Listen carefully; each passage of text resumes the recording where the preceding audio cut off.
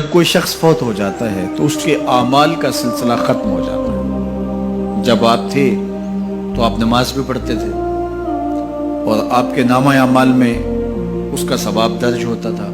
اب آپ چلے گئے دنیا سے تو نمازوں کا سلسلہ ختم ہو گیا۔ آپ صدقہ دیتے تھے، اس کا ثواب آپ کو دیا جاتا تھا، اب آپ نہیں دے سکتے۔ آپ تسبیحات کرتے تھے، آپ کسی کی مدد کرتے تھے، آپ لوگوں کو راستہ دکھاتے تھے، راستے میں پڑی ہوئی چیز اٹھا لیتے تھے، کسی پیاسے کو پانی پلا دیتے تھے، کسی بھوکے کو کھانا کھلا دیتے تھے، کسی برہنہ وجود کو لباس دے دیتے تھے، کسی کا بیٹھ کے دکھ سن لیتے تھے، کسی کی مشکل میں کام آ جاتے تھے۔ آپ حج کرتے تھے، آپ عمرے کرتے تھے، آپ قرآن مجید کی تلاوت کرتے تھے، یہ کتنے اعمال خیر تھے جو آپ بجا لاتے تھے۔ لیکن جب موت آئی تو یہ سب کچھ ختم ہو گیا، الا من ثلاثہ، لیکن 3 اعمال کا ثواب ہے جو اس کے نامہ اعمال میں درج ہوتا رہتا ہے۔ وہ کون سی 3 چیزیں ہیں سنیے، اور یہ اعمال اپنی زندگی میں کمائیں تاکہ نامہ اعمال کبھی بھی جو ہے وہ بند نہ ہو اور یہ چیزیں درج ہوتی رہیں۔ سب سے پہلی چیز صدقہ جاریہ، ایسا صدقہ کہ جو جاری رہے۔ آپ نے مسجد تعمیر کروا دی، جب تک وہ مسجد موجود رہے گی اور لوگ اس مسجد کے اندر نماز پڑھتے رہیں گے، ان کی پیشانیاں سجدہ ریز ہوتی رہیں گی، تو نماز پڑھنے والوں کو تو ثواب ملتا ہی رہے گا، جنہوں نے مسجد تعمیر کروائی ان کے نامہ اعمال کے اندر بھی ثواب درج ہوتا رہے گا۔ صدقہ جاری، مدرسہ تعمیر کروا دیا، آپ نے کوئی ہاسپٹل بنوا دیا، آپ نے انسانی ضرورت کے لیے پانی کا کنواں کھدوا دیا، اور کوئی اور ایسی چیز کہ جو آپ کے بعد بھی جس کا فیض لوگوں تک پہنچتا رہے، وہ فیض رساں چیز جب تک موجود رہے گی اور اس کا فیض لوگوں تک پہنچتا رہے گا تو نامہ اعمال میں ثواب درج ہوتا رہے گا۔ دوسری بات، او علم ینتفع بہ، یا علم جس سے لوگوں کو نفع پہنچتا ہے۔ یہ ایک ایسا کھاتا ہے جو کبھی بھی بند نہیں ہوتا۔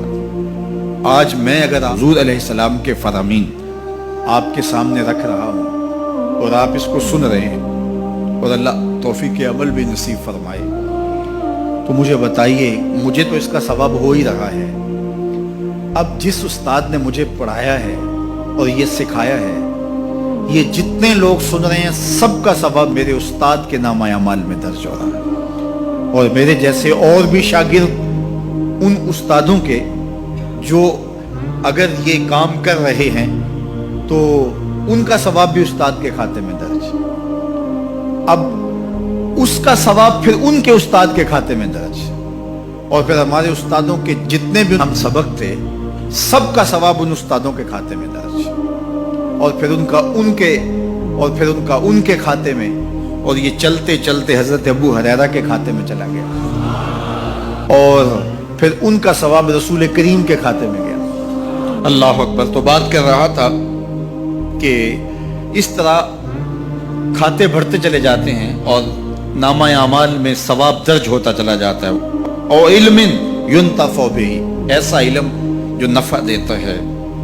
او ولد صالح یدعو لہ، تیسری بات، صالح اولاد جو ماں باپ کے لیے دعا کرے، اور ماں باپ کے لیے جب دعاؤں کا سلسلہ اولاد کی جانب سے جاری رہتا ہے تو وہ صدقہ جاریہ ہوتا ہے۔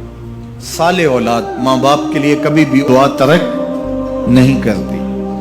اولاد صالح تبھی ہوگی کہ وہ 5 گانا نمازی ہوگی، اور 5 گانا نمازی اولاد اہتمام سے دعا نہیں بھی کر پائے گی تو دن میں کتنی مرتبہ کہے گی، ربنا اغفر لی ولوالدی، اے اللہ مجھے بھی بخش دے، میرے ماں باپ کو بھی۔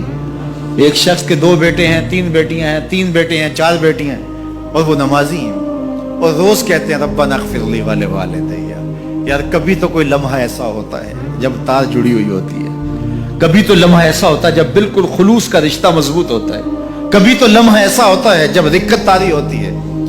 تو بچپن، لڑکپن، جوانی، بڑھاپا، روز دعا مانگ رہا ہے ربنا اغفر لی ولوالدی، کبھی بیٹی مانگ رہی ہے، بیٹا مانگ رہا ہے۔ تو صالح اولاد کی دعائیں ماں باپ کے درجوں کی بلندی کا ذریعہ ہے۔ تو 3 چیزیں ارشاد فرمایا کہ یہ منقطع نہیں ہوتی، صدقہ جاریہ، علم نافع اور صالح اولاد۔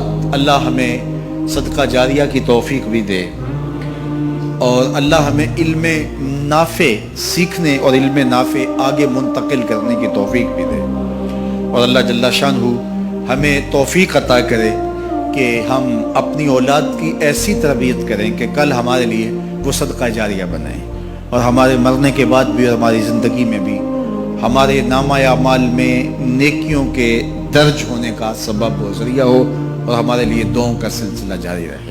دین کی بات پھیلانا صدقہ جاریہ ہے۔ ثواب کی نیت سے ویڈیو کو شیئر ضرور کیجیے۔ جزاک اللہ۔